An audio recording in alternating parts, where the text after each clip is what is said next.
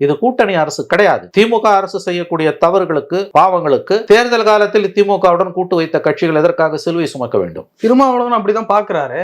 எப்படி பாக்குறாரு? திருமாவளவன் இன்னமும் சொல்றாரு, நாங்கள் திமுக ஓடுதான் இருக்கிறோம், கரெக்ட், பிரச்சனை இல்லை, விரிசல் இல்லை. அதாவது ஒரு விஷயம் புரிஞ்சுக்கோங்க, நீங்க மறுபடியும் தவறு பண்றீங்க. கூட்டணியோட இருக்காங்கன்னா அது தேர்தல் காலத்துல தான் கூட்டணி. மற்ற நேரங்கள்ல இவர்களுடைய பாதை வேறு, அவருடைய பாதை வேறு. இல்ல, திருமாவளவனுடைய அப்ரோச்லயே பிஜேபி எதிர்க்கிற மாதிரி திமுக எதிர்க்க மாட்டார். எதிர்க்க முடியாது, எதிர்க்க கூடாது. அதான் திருமாவோட சிறப்பு. நட்பு சக்திகள் என்பது வேறு, கூட்டணி கட்சி என்பது வேறு. நல்லா ஞாபகம் வச்சுக்கோங்க. திருமா ஒரு நேச சக்தி, திருமா ஒரு நட்பு சக்தி. தேர்தல் நேரத்துல மட்டும்தான் கூட்டணி.